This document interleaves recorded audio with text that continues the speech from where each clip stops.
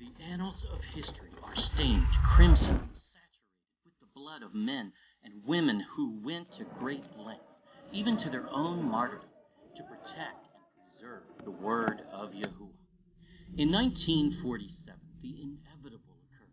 Shepherds found a library of scroll jars containing scripture in a cave by the Dead Sea in modern Qumran, with mostly scroll fragments.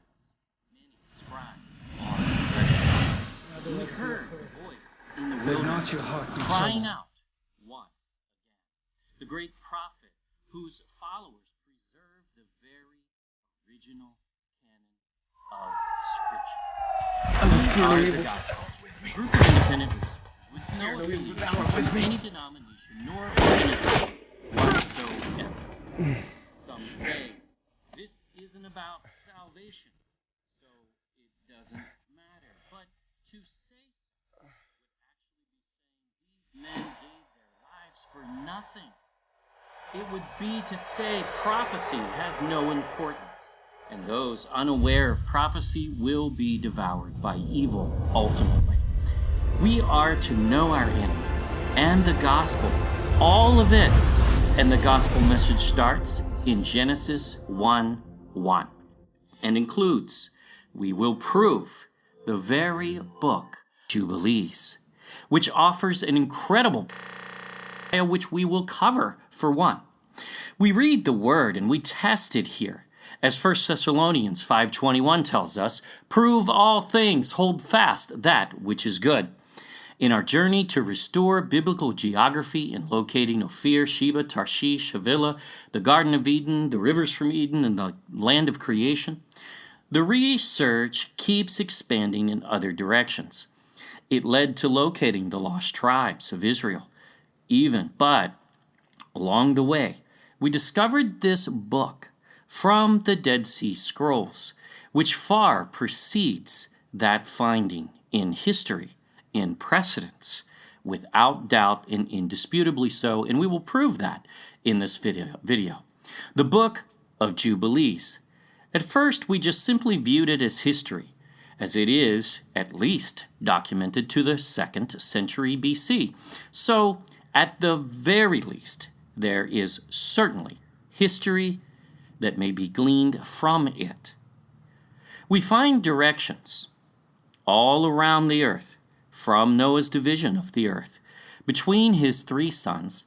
Thus, one of the titles of this book, which bears many titles in history, by the way. Actually, that title is the Book of Division, not because it promotes division, as some even erroneously have actually assumed. Who knows why? But it offers Noah's division of the earth. That's what division means, the days of Peleg, when the earth was divided. So being thorough, we mapped these out in our flood series, parts 3 and 4, and uncovered exact directions of all places to the very Garden of Eden. Exact and from all four directions, and twice confirming itself. So, not something that when you're reading the Book of Jubilees, that you can really come to any other conclusion based on those. Some then say they do not understand why we would use Jubilees, because it's, well, not in the modern canon of Scripture. But let's be clear. That canon was chosen by the Catholic Church, which has never, nor ever will, have the authority to censor nor add one single book to the original canon of Scripture, especially not, as proved in Part 1, one chosen by John the Baptist and his followers as canon, Scripture, inspired in his library. We'll show you. But the question is, can we prove that? Well, we certainly proved John lived in Qumran, or its ancient name actually Bethabara in Greek or Betharaba in Hebrew. We cover that in Part 1 in great detail. Go take a look. Not just from actual maps, including the very oldest of ancient Israel in history, but also from the Bible itself, such as Joshua, who pinpointed the area as modern Qumran, basically in the same place, with specifics of the entire Dead Sea coast in order, going from north to south, and it's very, very obvious when you read it. But we do not have to rely on loose connections like that with this book. Oh no. It's time to get to the heart of the question. Is Jubilees Scripture, inspired, canon, and, by the way, as it says, it was written by Moses? If it passes this test, it is also Torah, which is not just 5 books of a Pentateuch, which is a new word, not a Bible word, one of the Pharisees really, but 6 books in such a case.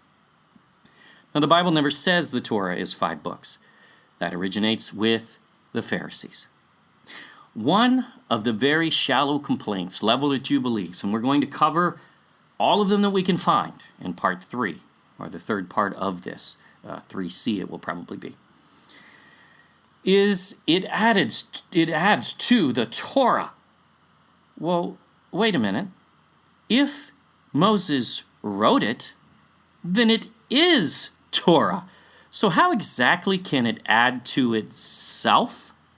Of course, it can't. In fact, in the third video, we will address all of these concerns, and you will see for yourself just how unscholarly they really are, and how easy it is to overcome them with just a little research, really.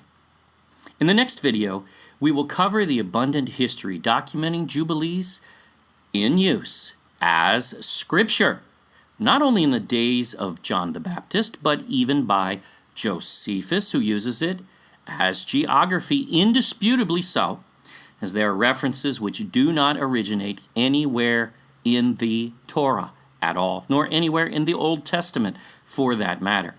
And that was even before the Talmud or the Midrash or any of those documents that are actually Pharisee writings, which this is accused of, but we will address that in great detail in the third video, but we're going to get to the heart of that in this video, because to say it's written by a Pharisee, by the time you address this with Scripture, you are actually saying that the apostles were using Pharisee doctrine. No way.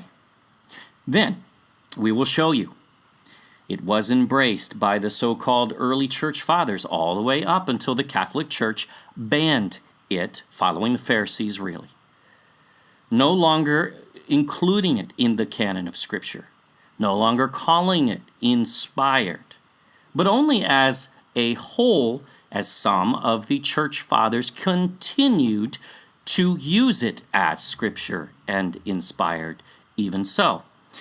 No one can actually dispute that, but we'll show you the facts, and you can decide.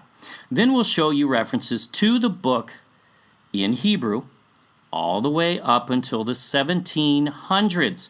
So when the Oxford Dictionary claims it was not discovered in the Western world until about the 1800s or so, well, when found in Africa, we will prove that to be nothing less than fraudulent, or at least very uneducated. But if they've continued to leave this up for that long, it's fraud, based on actual writings within the church, which they should be aware of, or should at least do a little research before writing an article in an encyclopedia of such. But how do we test this in a way that we can once and for all settle this debate, or can we?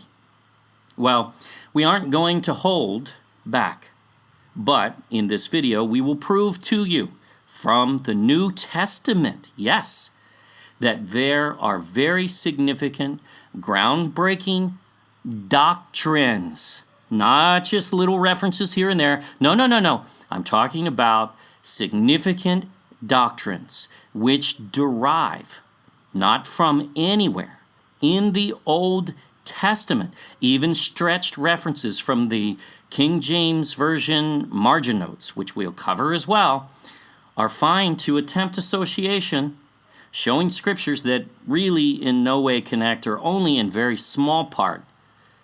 But these doctrines, no, they come from one place and one place only. And we'll prove to you the Book of Jubilees.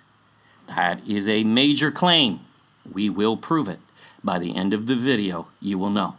So if they do not originate in the Old Testament, where do they come from? One can say, well, John got that from Messiah himself directly. Yet the Bible is clear. It requires 2 witnesses to establish a matter. Even Messiah lived by that as he quoted Scripture much.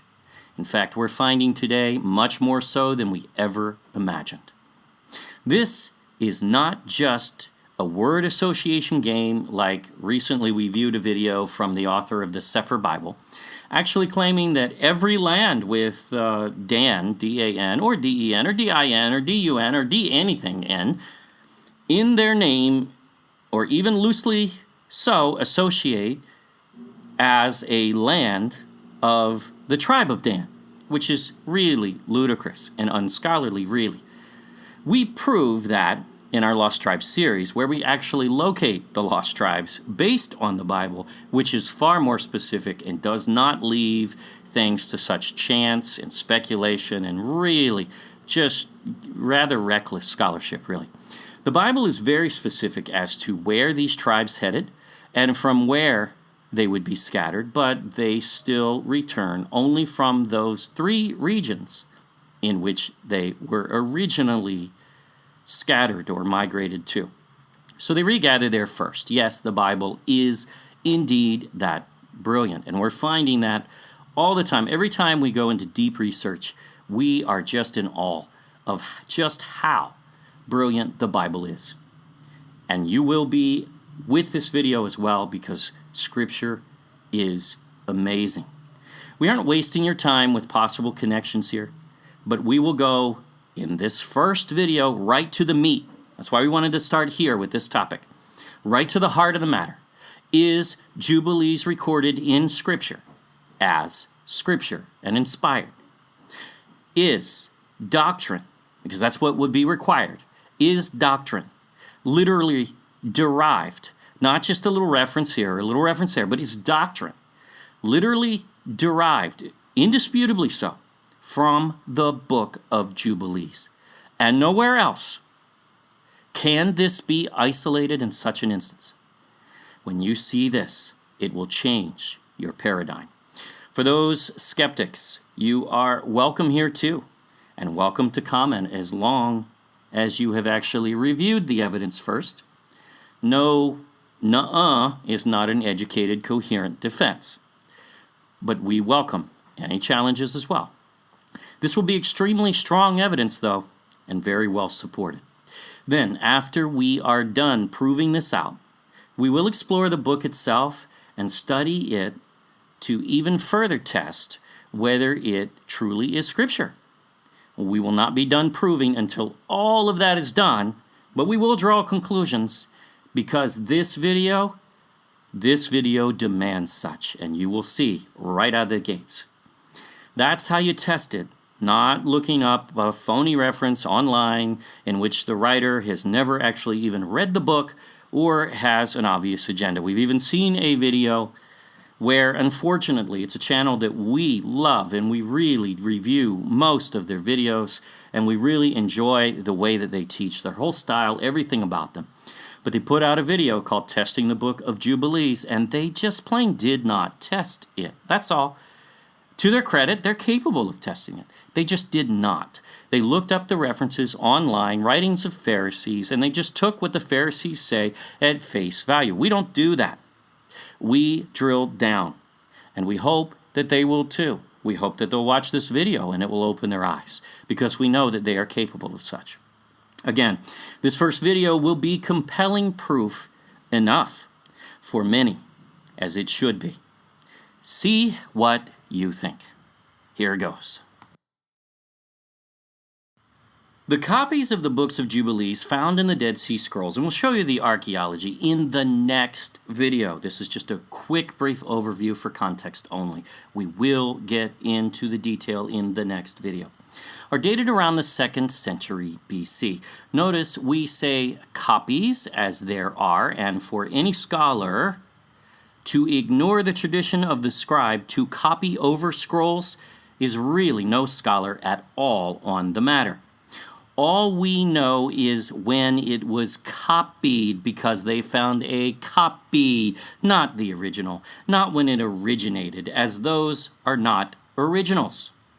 This is how they claim this was written by a Pharisee, which we will prove already in this video, not even attempting to, but Scripture does, will prove that wrong.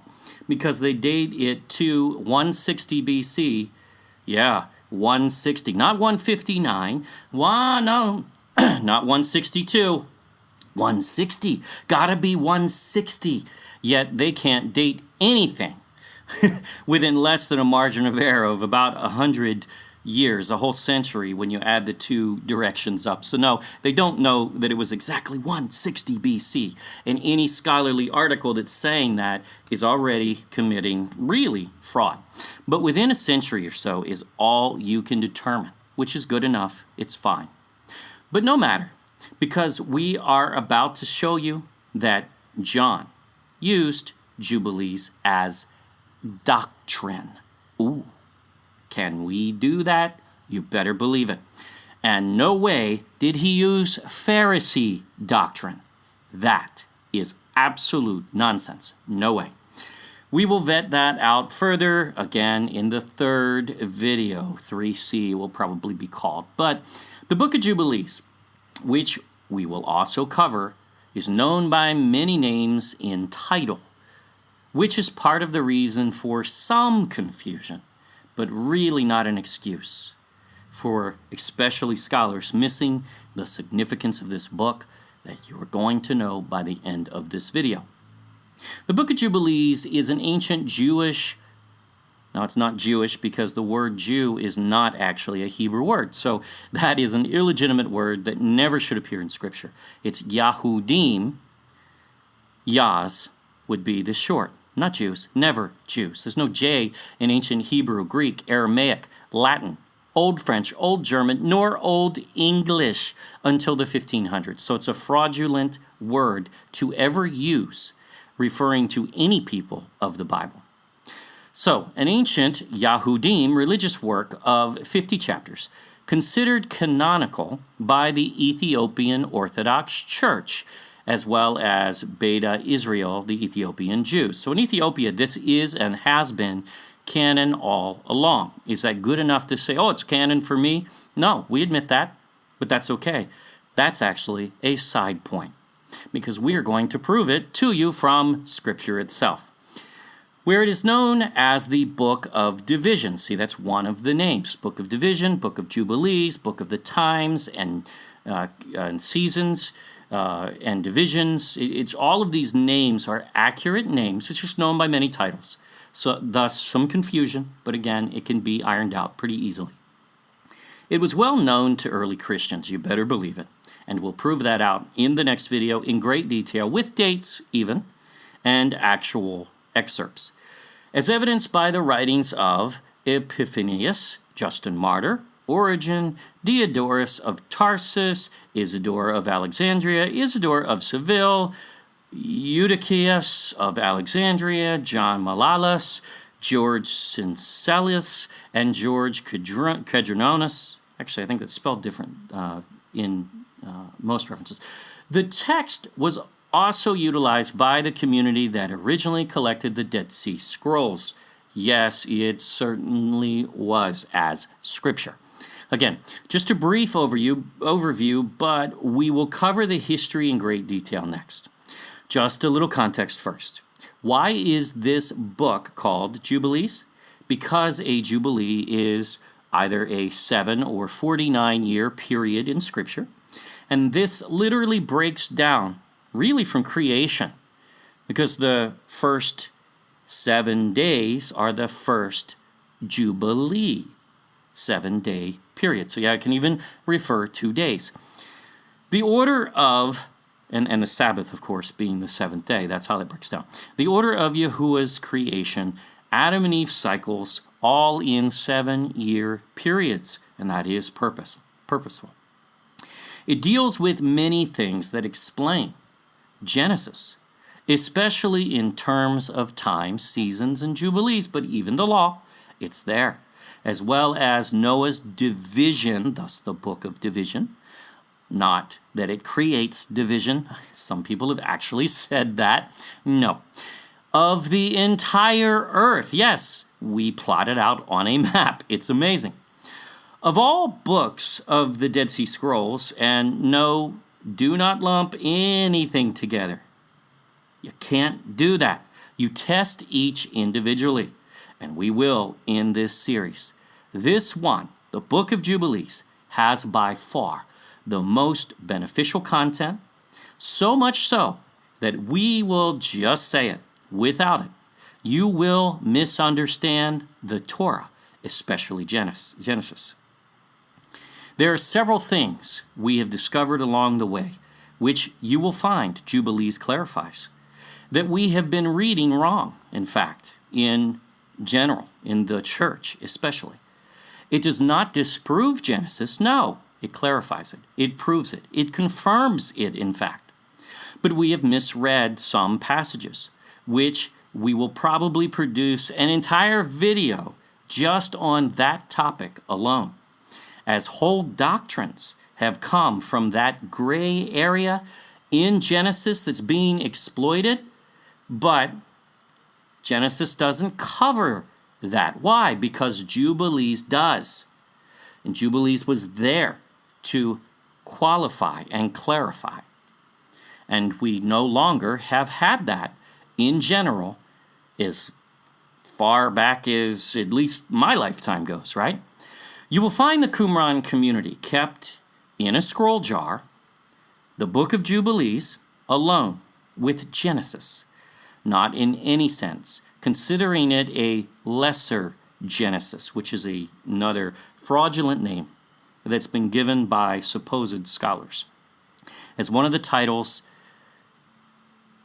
as it actually improperly is even larger than the book of Genesis, really. So that doesn't actually even make sense. Jubilees fills these holes, though, and without it, Genesis is left rather incomplete. Still scripture, still a wonderful book, absolutely, and much can be gleaned from it, absolutely. It is Torah, it is scripture, and we don't question that for a second. But the Book of Jubilees completes it, and we will prove that in this series. Now, that's a hefty claim, we know, but we say it with confidence because we know what these next videos, especially these next 3, are going to produce. And beyond, we will conclude, as we have conducted a full parallel study with Genesis and Jubilees. And we now say Genesis is incomplete without it, with all confidence. Review the evidence and see if you agree, not based on shallow articles, but a real testing. Now, here we go. More context. This confirmed by many sources, but we're going to quote one book for now, just for context. Again, the next video will be History of Jubilees. With 14 or 15 attested copies, the Book of Jubilees is undoubtedly one of the best documented texts of the Qumran library. Moreover, it is cited as an authoritative source, yes it is, in a sectarian work, so a local writing of the community basically.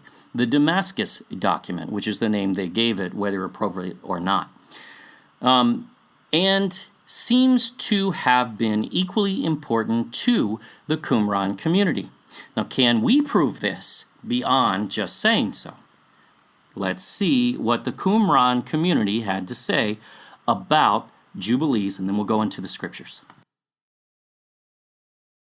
Now this is already huge. From the complete Dead Sea Scrolls by Giza Vermes, one of the most respected of publications translating these scrolls, right from the Damascus document, so named, found in Qumran, which is one of the local writings accompanied by the scrolls used by the community. So this is where they're defining largely their community, their doctrines, etc. See, they have commentaries, which are not scripture, and this is not scripture, but it's a writing that follows along, just as any community would, just as a church would have even today. But still valuable. And to say they are adding to Scripture, which some people actually go there, yes, and they call themselves scholars, by writing commentaries, especially coming from a scholar selling books where he does exactly that, basically, is not only hypocritical, but they prove themselves wrong by even talking as if their point were true. They have no right to write commentaries today either, would they? But we don't mind them doing so because there's nothing wrong with it. And the Qumran community had theirs and other writings, and rightfully so. Just as an author writes a book today, no, it will never be Bible, but it doesn't mean that it's not beneficial. Obviously, we can learn from those, but they are not scripture. We agree. Now, let's read this, though, because this tells you their position on the Book of Jubilees, which they specify. For Yahuwah made a covenant with you and all Israel. Therefore, a man shall bind himself by oath to return to the law of Moses, for in it all things are strictly defined. As for the exact determination of their times, to which Israel turns a blind eye, behold, it is strictly defined. Defined in what? Well, number one, a document, a writing, a book, actually is what it says, that Israel turns a blind eye to in this era. What's that? Well, it wouldn't be the Torah, would it?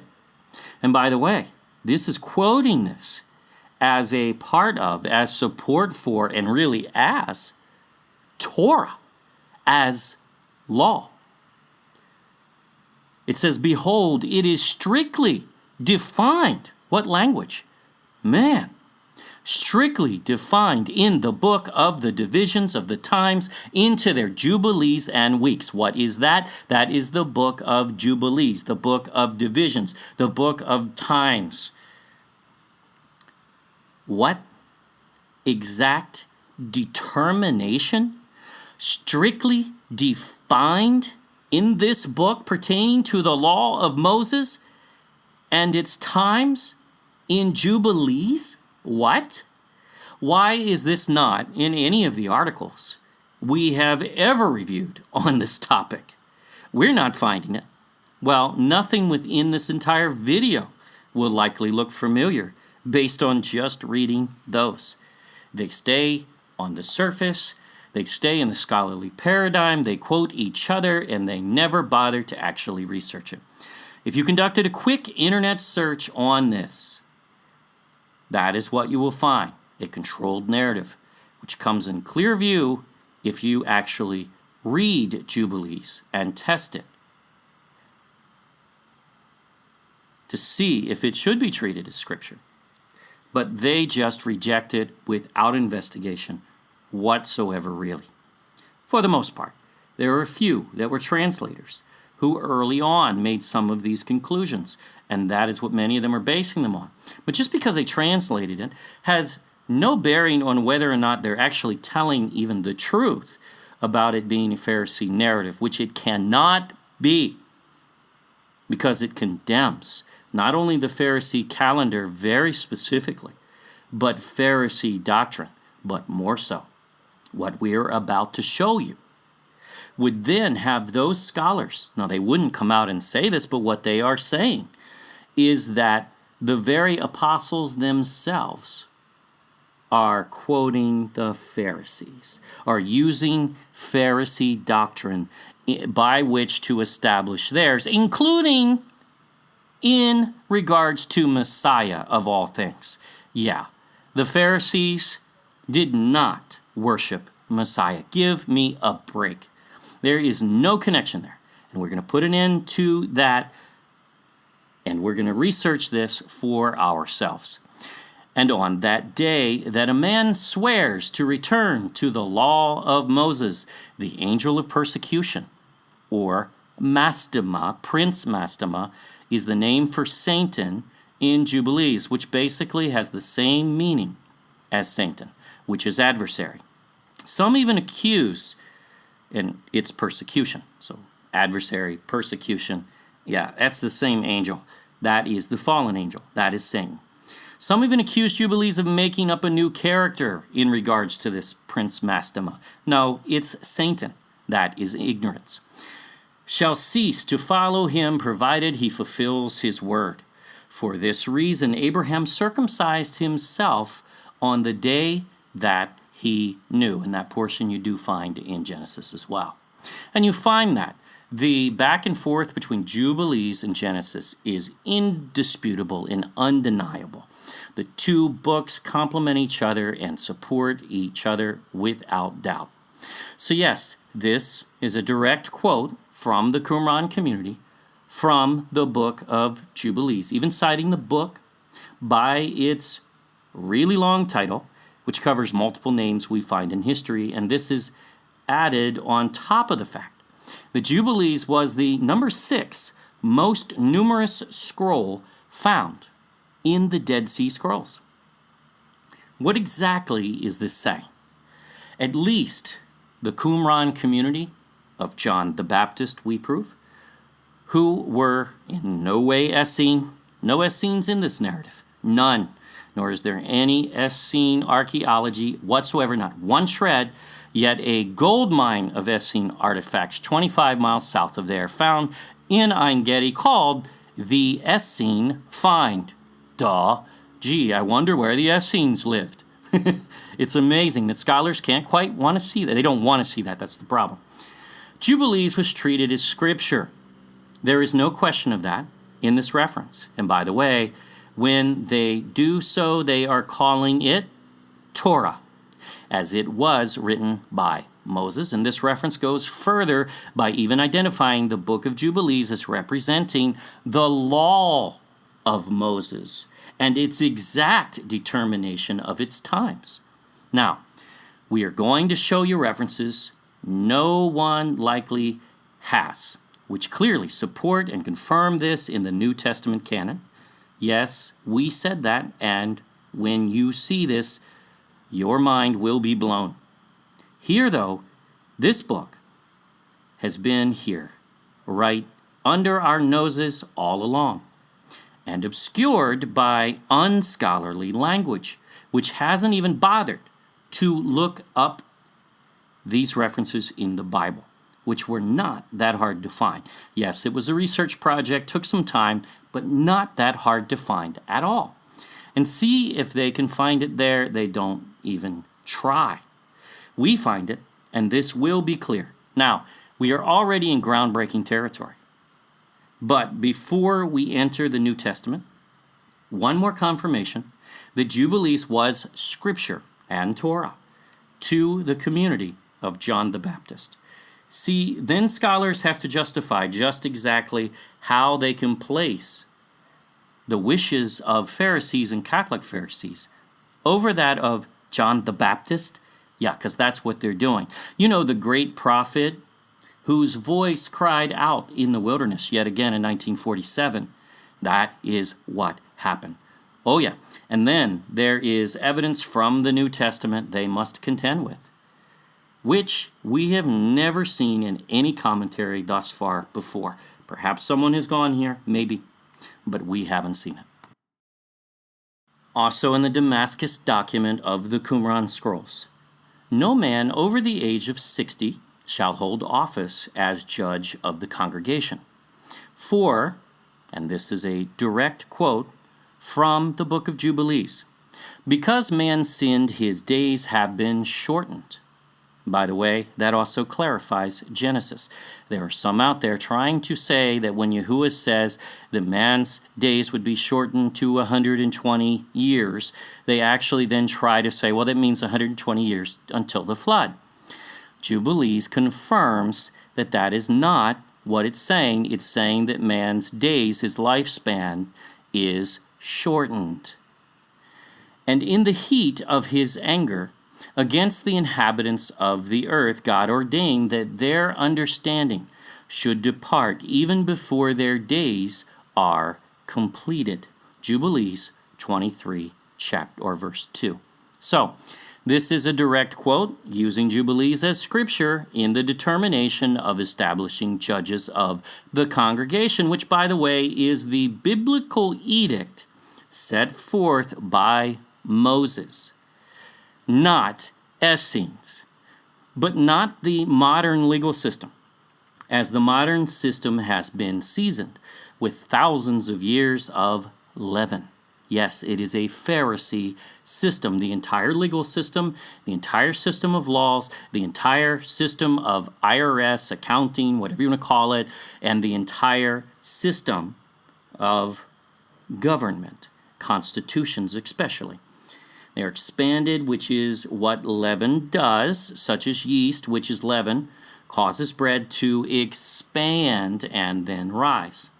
That is why you see legal systems, tax codes, and even constitutions which continue to inflate and expand, because that is the Pharisee system. And they do not take credit, they do take credit in their own writings, in the Jewish Encyclopedia and others, if you look up Pharisee, for that system, and for constitutions even, by the way. And then you can look up the U.S. and find out that the very day it was established in 1776, July 4th, is actually the very day that Moses destroyed the golden calf. Imagine that. Not a day to be celebrated by the tribes of Israel, but maybe those who aren't. So, was this scripture to the Qumran community? Absolutely. 100%. Firmly, it was. Now, that is already a problem, as no pope nor Christian leader can be compared with John the Baptist, thus changing his canon of Scripture, which this library would represent, in which we now have full documentation in his time capsule preserved in the caves of Qumran.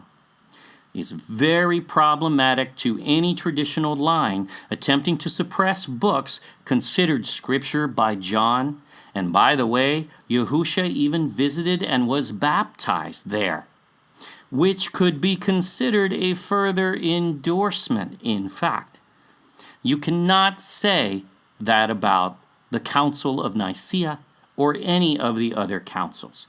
Yahusha was not there, and believe me, not in any sense whatsoever, as they eliminated the Book of Jubilees and others, which was scripture, inspired, and canon, as you see from these references, up until that point, which we will drill down on that much further. So as far as we are concerned, it has remained so, because we don't recognize that any of them had the authority to judge otherwise. We are just warming up now for the real test. What does Scripture say about the Book of Jubilees? And more specifically, and more importantly, not just some veiled reference that someone tries to say, oh, see, that's Jubilees. Or, oh, it uses the word Jubilees, which is a Bible word used many times. No, absolute nonsense. We don't do that. Does it derive doctrine from doctrine in the Book of Jubilees? Because if it is, in fact, Torah, that would have to be the case. Now, this. And we're going to start with a big one right away. This is good. Enter John chapter 1. One of the very pillars of modern doctrine, dogma, whichever you wish to call it, among believers today. There is more meat in this these 3 verses than any modern commentary could ever claim, really. One of the greatest revelations in all of Scripture. But what is its origin? Where did it come from? In the beginning was the Word, and the Word was with God, and the Word was God, Elohim. The same was in the beginning with God, Elohim. All things were made by Him. That's huge. And without Him was not anything made that was made. Now it goes on later in the same passage to identify, and you know this, that the Word became flesh and dwelt among us. And let's be clear, that is not Yahuwah the Father, it is only the Son, Yahusha, who was God, Elohim, in the flesh. Now that is specifically who is being referenced here as participating in creation, that all things were made by Him. And He is the Word.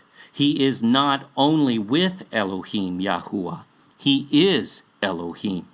This is a massive revelation, but we challenge every scholar, and John for that matter.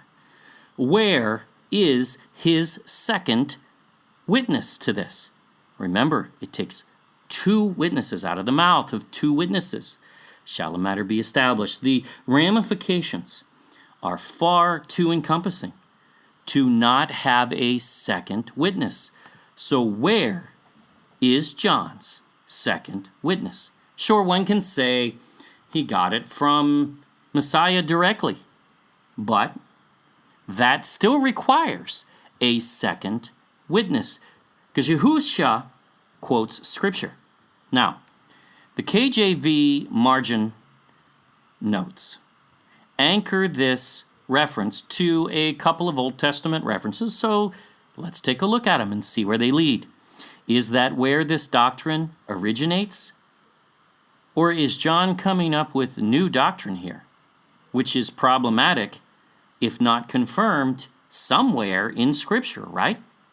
Well, scholars really should pick up on this if they haven't. Only a stretching of a whole bunch of Scriptures could one attempt the mental gymnastics that it would require to make it to that point. You just can't do it. And the KJV falls way short on this link. Let's look at how the KJV links Psalm 33:6, which says, "By the word of the Lord, Yahuwah, were the heavens made." Wait. By the word of Yahuwah were the heavens made. Stop. Does it say that the word of the Lord is Yahusha? Because it would have to make that connection to be the real source of this entire passage, of the whole doctrine. Because that's not the doctrine, that's only a small piece of it. But where's the big part? Where's the largest part of this whole Scripture? You don't find it in Psalm 33. And this is interesting, and all the host of them, by the breath of His mouth. So He also created all the hosts of them. Host of them? What is that? Who are the hosts of heaven, by the way? That would be the angels. Think about it. Some say the Bible never mentions the origin of angels. but that is wrong. And in fact, it's not only found in this passage right here that you're looking at, but that is another doctrine confirmed in the Book of Jubilees and nowhere else in the Old Testament.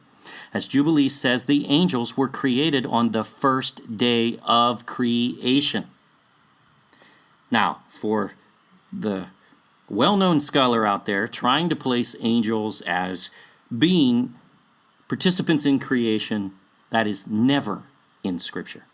And we aren't even going there, but interesting to think about. But does this make the connection in doctrine that John is espousing here?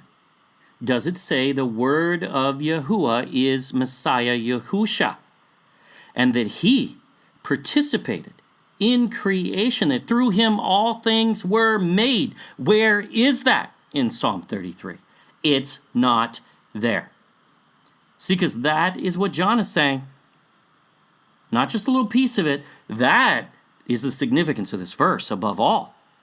And it's not in Psalm 33.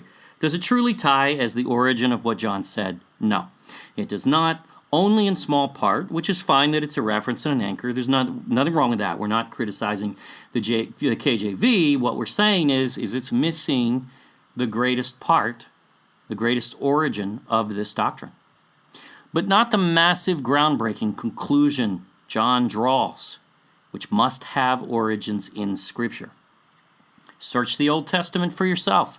The KJV did, and this is the best they got in this instance. And it falls way short, only confirming a piece of the revelation, yet missing the most important elements. So, not it.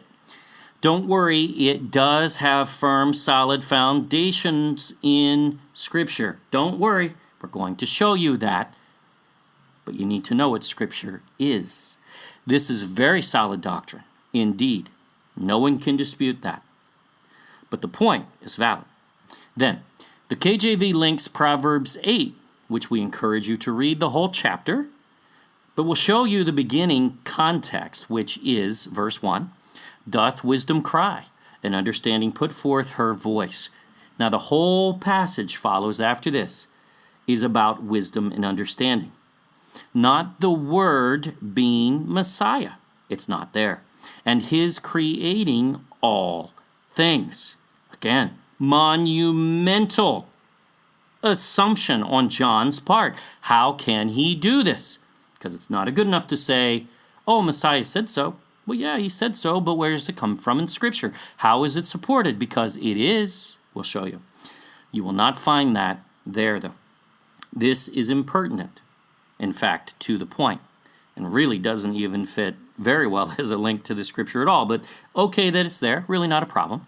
So here we are at a loss for an origin of this earth-shattering doctrine, largely, which is truth. We don't dispute that. We're going to prove to you it is, but how do we prove it? It does not truly anchor in the modern Old Testament, and that is a problem where scholars chose to see it or not. It's a problem for their thinking on this matter. Let's go a little deeper into John as well, and we'll bring this home. John 5. Yahusha says to the Pharisees, do not think that I will accuse you to the Father. There is one that accuseth you, even Moses, in whom you trust. For had ye believed Moses, ye would have believed me, for he wrote of me. What? Moses wrote of Messiah? Let's find it. But if you believe not his writings, how shall ye believe my words? So two things here. What writings do the Pharisees not use nor believe? Because they do use the Torah. They twist it. They leaven it. No doubt. But the Pentateuch, the 5 books that are called the Torah today, have been used by the Pharisees all along. They expand it with their Talmud, their oral traditions. They ruin it. They wreck it. They make it of none effect, Messiah says in Mark 7. But nevertheless, they use it. So what part of it do they not use?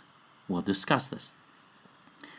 They claim to believe the Torah, though they have expanded it into something else. Moses wrote of Messiah, but where? Okay, now, in Genesis 3:15, and this also according to the KJV, although we immediately went to the same one, this is definitely a prophecy of Messiah, no doubt, no doubt.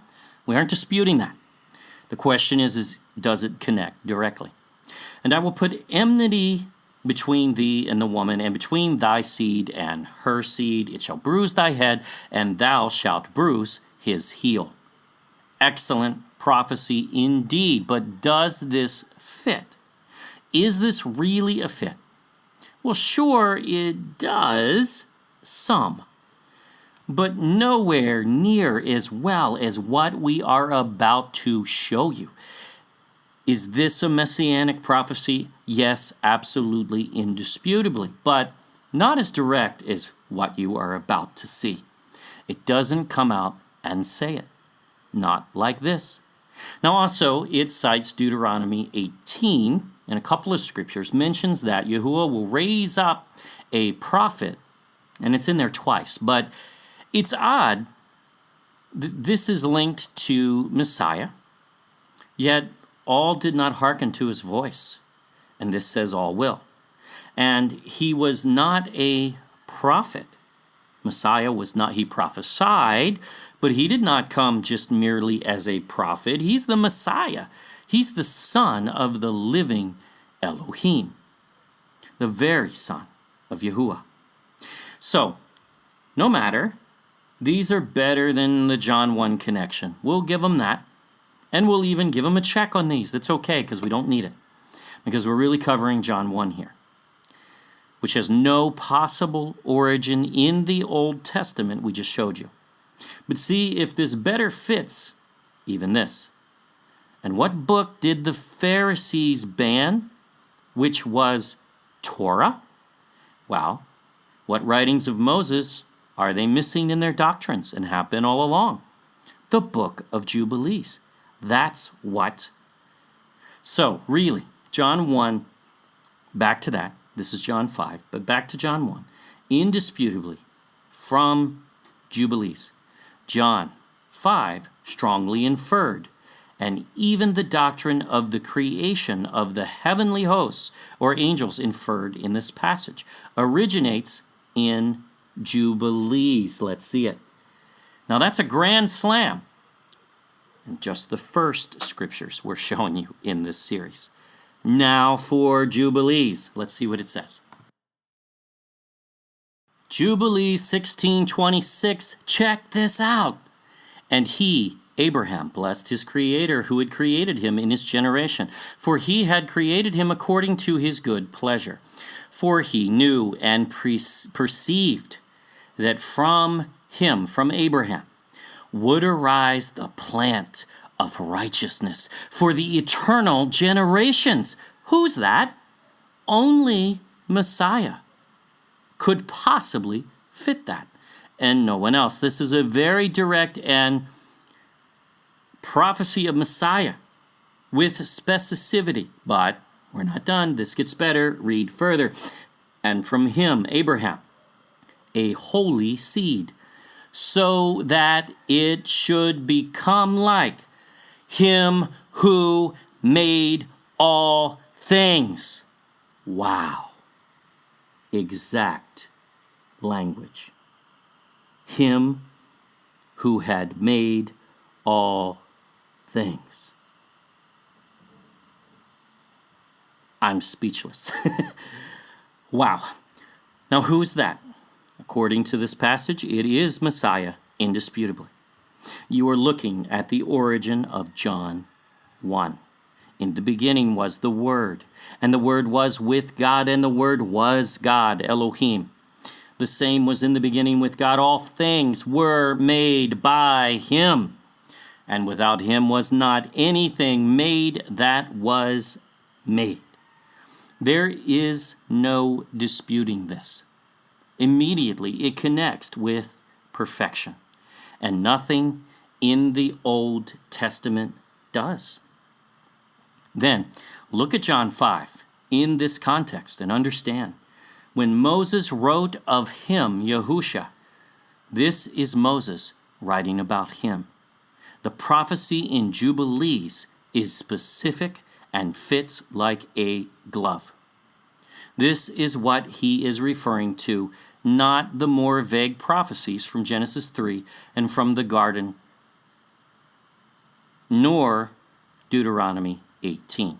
Now we understand, look, the KJV had what it had to go by. And their attempt is not bad, and they're making a link that still is legitimate, but it is not a full link to the origin of this full doctrine. It's just not there. But it's found only in Jubilees. Why? Because Yahuwah is just that brilliant to preserve his word, his scripture, and the proofing of it. And we find this all the time. Now, they pale, these references from the KJV, they pale in comparison. But again, the John 1 connection essentially settles this on its own. And the whole argument, for that matter, the whole debate, is Jubilee scripture settled already. There is no other origin in scripture for John 1. And this is an indisputable origin indeed. Jubilees is inspired, ladies and gentlemen. Just read this prophecy and tell us that that prophecy is not inspired. And all the references that we share in this video and the rest as we go through, you will find the same. It is scripture. It is canon from the prophet who matters and who had the authority to choose the canon, which the Catholic Church, nor the Protestant Church, nor the Pharisees have ever produced a biblical prophet of this like in any sense.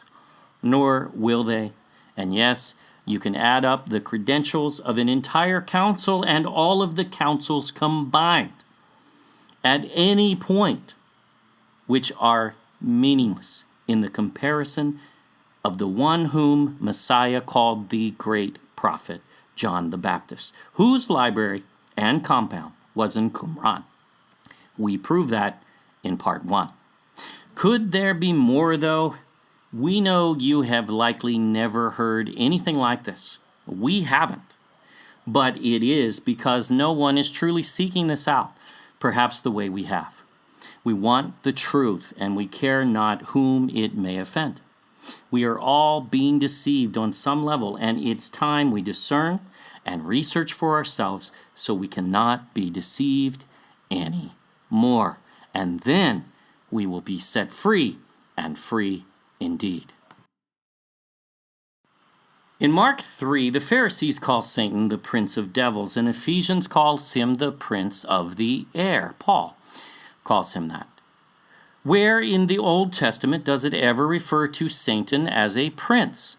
It does not. The origin of this title is Jubilees, the chief of spirits, mastema. By the way, again, that is the same exact word as Satan. Satan means adversary, and mastema means persecution, because he's the one who persecutes the body day and night, in fact, before the throne of Yahuwah, according to Revelation.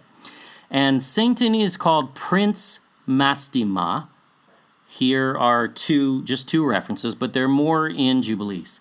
That title comes from the Book of Jubilees, and it is being quoted in these two instances.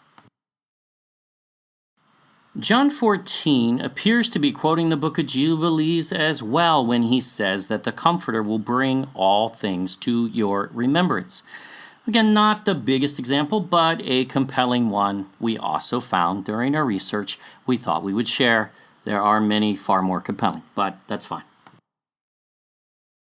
In Acts 7, Luke identifies that from the time he came to Midian to the time of the burning bush on Mount Sinai, that time for Moses was 40 years. Now, this is not the 40 years in the wilderness. That didn't happen yet. Moses didn't go to Egypt and say, let my people go yet. So that's after. But this is Moses kills a man in Egypt when he's prince of Egypt, basically. And he flees into Midian. That period starts then. And then Yahuwah appears to him in the burning bush. That period is also 40 years, according to Luke here in Acts, which, by the way, is also on Mount Sinai, the burning bush is, which is in Midian, not a peninsula in Egypt. We're not going to go there, but that is easy to prove too. Before re-entering Egypt, to say, "Let my people go," Moses was in Midian preparing for 40 years. You will not find that figure in the entire Torah, nor anywhere else. Yes, 40 years in the wilderness later, but that's a different period. That is not the same.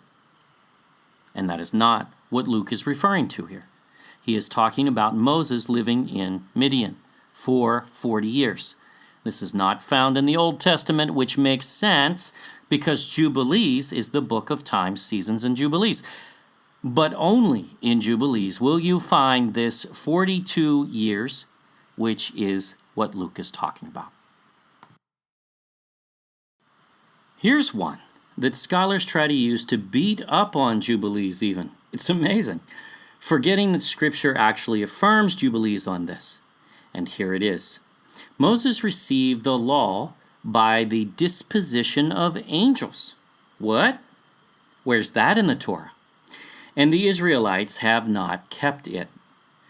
You will never find anything in the Torah mentioning that Moses received the law by the disposition of angels.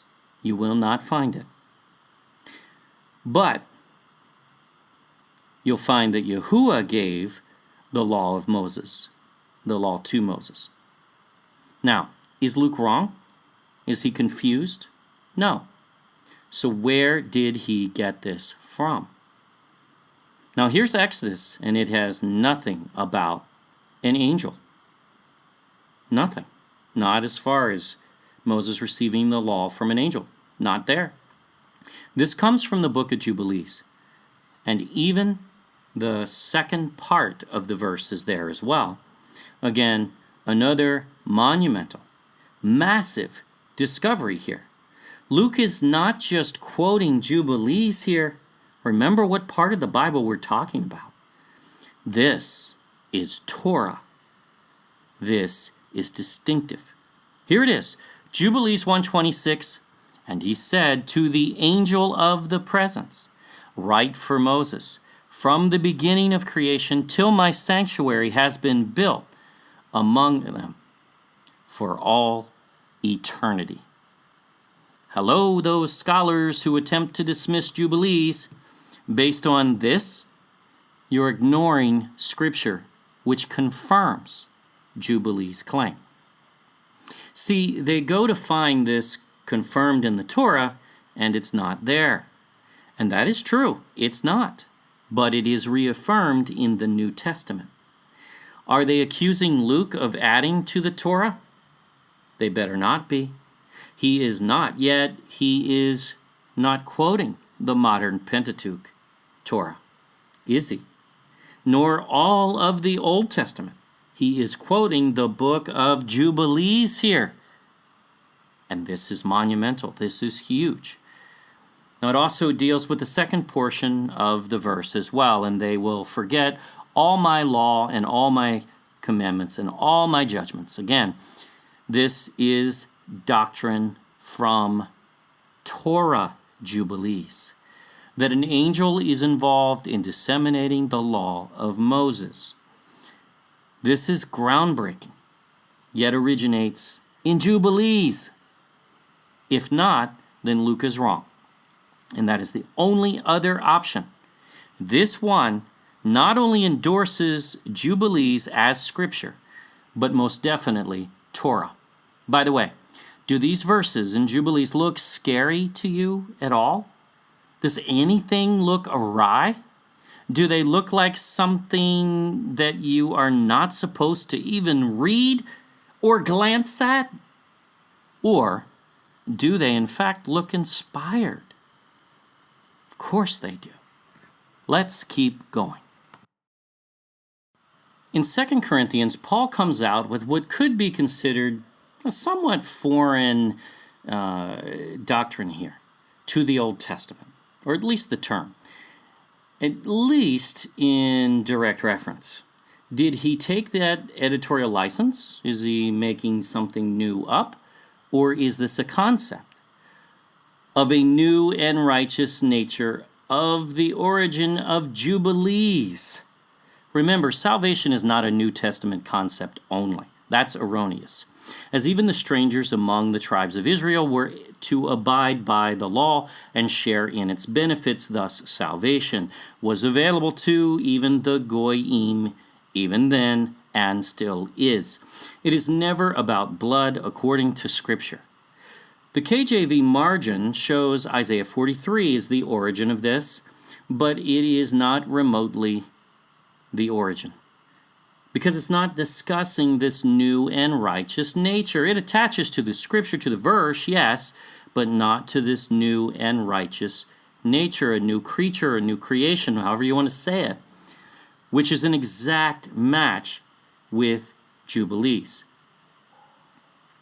New creation, new and righteous nature. That makes sense. Yes, Isaiah links the old things passed away, and Yahuwah's doing a new thing, but that's not a new and righteous nature. It's not a new creation. That's not what that says. So it's not specifying this nature that comes from the Book of Jubilees, which is the origin of Paul's doctrine here, and a big one. Paul, as well as John and Luke, are using doctrine from the Book of Jubilees, in this case, mixing with Isaiah, in fact, which is very appropriate as the two books are both Scripture, inspired, and canon. Even the phrase in Galatians 2, sinners of the Gentiles, has no root ever mentioned in the entire Old Testament, not even the New for that matter otherwise. Paul needs a second witness, and he has it from Scripture, from Jubilees 23:23. That is its origin.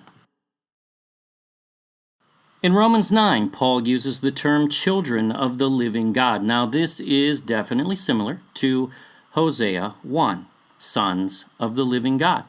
Indeed, no doubt.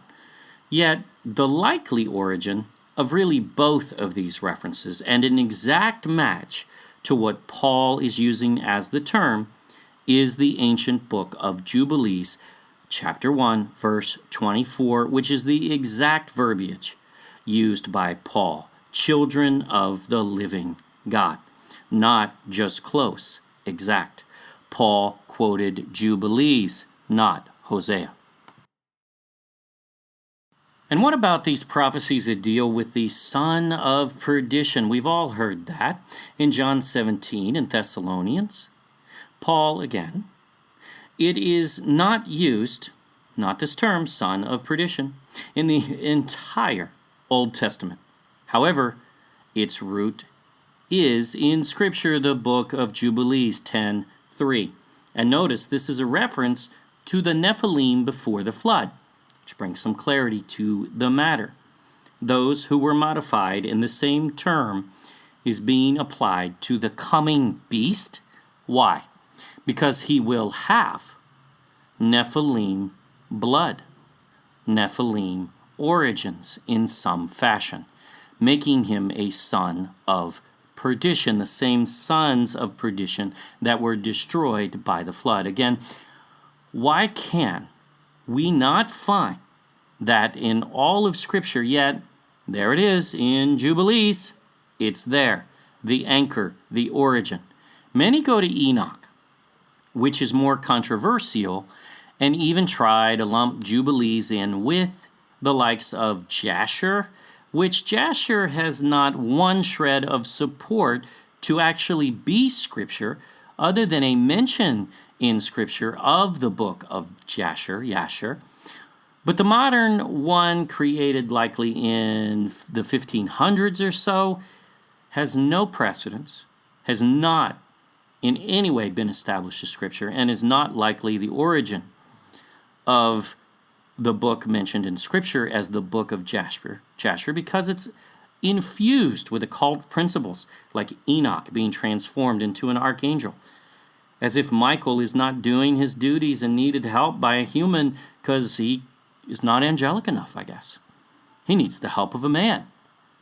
And that's completely against the very doctrine that Yahuwah destroyed the Nephilim because they were created. The very next verse after the Nephilim were created, or procreated really, they're not created.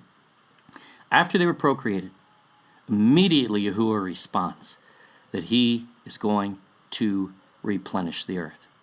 That's his response to that doctrine, and you're going to accuse Yahuwah of going against his own law of creation by turning Enoch into an archangel, which he does not need? Nonsense. Enoch was conducted into the Garden of Eden, according to the Book of Jubilees. And he is still there to this day and will be until the day of final judgment. Now that makes a lot more sense. And that matches Genesis, which never says he goes to heaven. It didn't say he walked to heaven. I know we teach that in Sunday school. That is never what it says in Scripture. He walked with God, and he was not, for Yahuwah took him.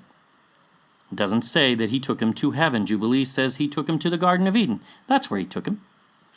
So no, that's strange doctrine in Yasher, which you will not find in Jubilees. Jubilees stands on its own and has more significance as if Moses wrote it, it's Torah. Of all the books we're going to review, that's why we're starting with this one first, even above Enoch. This is Torah, if it proves out, and thus far it certainly is. For those saying it adds to the Torah, when it is Torah, it cannot add to Torah. Think about it. James said, the brother of Yahusha, actually Yaakov or Jacob, because we still question where there's even a V for a bet vet, because there's no way to distinguish in ancient Hebrew between the two. So likely Jacob, and Jacob is actually much closer to accurate. But that was his name. His name was never James. Probably because of King James it got changed, who knows. James said Abraham was called the friend of God, of Elohim. Now, it is similar to 2 Chronicles, which says the seed of Abraham, thy friend. Kind of a reference, but not the same. In Genesis, we find the same verse as in Jubilees, but it omits the friend of God. But in Jubilees, here we go, we find that Abraham is in fact exact same 4 words, the friend of God. Exact title. Remember, even to a skeptic, Jubilees was at least written in 160 BC. That's before Paul, before John, before James, before Peter, and even Messiah. So, one would have to explain if, in fact, this book, which is clearly being quoted in the New Testament many times, and as doctrine even, that somehow those scholars are accusing the apostles of following Pharisee doctrine when they say a Pharisee wrote Jubilees, which is ludicrous and unscholarly of them. However, they wouldn't know because they have not truly tested this book for most of these scholars. There are a couple that were interpreters, but again, that does not qualify them to make the judgment that because this was somehow dated as a copy in the 2nd century BC, which is not necessarily 160, by the way, where they try to fix it to. It just doesn't make sense. They wouldn't know. They are trained to dismiss and deny, not research nor prove, which is limited for them largely to their little scholarly circle anyway. which ensures they never leave that controlled paradigm, even though they may be good men and mean well. We're not saying anything about their character or anything else. They're just programmed into this paradigm, just as you and I are. We all are. Time to break that. That is how Satan operates, because he's not omnipotent. He can't be everywhere. So he has to have control systems. It's time to squash that control system. Peter then comes out and recites Jubilees 4:30 when he says, "One day is with the Lord, Yahuwah, as 1,000 years." The KJV anchors it to Psalm 90, which is not quite exact, but Jubilees is exact. And read this verse. Does it look like something that is not scripture to you? And he lacked 70 years of 1,000 years. This is talking about Adam. For 1,000 years are as one day in the testimony of the heavens. Is that not the same? And therefore was it written concerning the tree of knowledge, on the day that you eat thereof, ye shall die. For this reason he, Adam, did not complete the years of this day, the 1,000 years, for he died during it. So Adam lived just shy of one day, or 1,000 years, in the time of heaven, in the time of Yahuwah, confirmed by Genesis as 930 years as well, indeed. So you have Genesis and Jubilees confirming each other, which you will find far more often, and we'll see. Yeah, we know how sacrilegious for Jubilees to confirm the age of Adam from Genesis as its second witness, which of all books, because it has not always had a second witness, at least not that we maybe knew of at the time. But because of that, it has been chopped apart by so-called scholars and Pharisees who do not believe it. They deny creation and the flood. They have all kinds of wild theories that inject scientism and all kinds of things to try to make it kind of work, but really what they're doing is operating from a point of disbelief. And some, even the very deity of Messiah, and there are cults today that are following modern translations, are right down that path. And Jubilees even proves whom Messiah is. We showed you that prophecy. It is incredible. All of these are found in the Book of Jubilees, confirming Genesis, just as Peter warned in 2 Peter 3 would happen in the last days. He calls them scoffers, not scholars, scoffers. That's what we should call those particular ones, not all scholars, but the ones that don't even believe the Bible, who are trying to justify, as Peter says, their own lusts. That's what Peter says. And if the shoe fits. So what have we learned here? The Dead Sea Scrolls say and demonstrate that Jubilees is scripture, inspired, canon, and Torah. And we will show you that trend continues in other scholars, even beyond that point. And so does the New Testament, which derives actual doctrine, very large principles, which do not come from any other part of the Torah nor the entire Old Testament, but from Jubilees. That's no small thing. And we issue this challenge to modern scholarly paradigms to actually read this book and test it, not based on Pharisee so-called insight or such and such a book that so-and-so wrote. Fine, read those. But then go into the Bible and find out. What does it say? Go and confirm these. Test it, not based on Pharisee nonsense. It will not harm you a bit, but it will change your paradigm, and insight will follow as the full Torah will now become clear. And right now you are reading only 5/6 of the Torah. That's pretty important, and that is a major thing to overlook, that at least demands you research this further. At least. With Jubilees, Genesis is not only confirmed, but clarified, such as the notion that, and we'll cover these in detail, showing you the passages, parallel, and we'll go through the whole books, such as the notion that Cain and Abel are twins. No, they're not. They were born 7 years apart. Cain is called by some the seed of the serpent. Well, major problem. He wasn't even born until 7 years after the Garden of Eden, thus not the son of Satan from the Garden of Eden. Unless Eve was pregnant for 7 years, no. Nor did Eve have relations with Satan in any of Scripture. That's a big, big stretch from one obscure definition that even comes out and says it's not about sex. But instead, even Genesis says, Adam knew her and she conceived. Where's Satan in that? It's not. And then she has the child and thanks Yahuwah. Well, she should be thanking Satan if it's his, right? It's not, nor did she bear twins.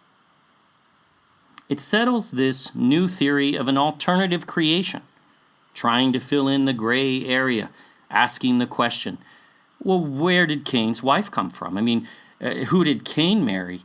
Where are these other people? So now we have to go and fill a whole doctrine of where these other people came from. Well, it's crystal clear. In Jubilees, he married his sister Awan. And before someone calls that incest, how else was he to procreate at that point in history? And no, the Bible does not ever say anything against that at that point, but encourages it. Be fruitful and multiply. And understand, he was the first son, thus pure in DNA, and we are copies far down the line, thousands of years later, with more corrupted DNA, which is actually proven by science. And we aren't evolving, but the other way around, according to actual science. And so much more. Even Abraham is recorded in more detail, and this book begins to prophesy of Messiah in ways that you don't find in the Torah. And it is amazing. And that's before he came, even if it was written in 160 BC, which it wasn't, long before. We'll also deal with that. So, it was at least written before he was born. Thus, still prophecy. There's so much. So next, we will test the history. Then we will take on the opposition, head-to-head, standing against Jubilees on a platform of nothing, really, you'll see. So far, Jubilees passes the first test. Scripture refers to it as Scripture, inspired, Canon, and even Torah, and derives doctrine from it.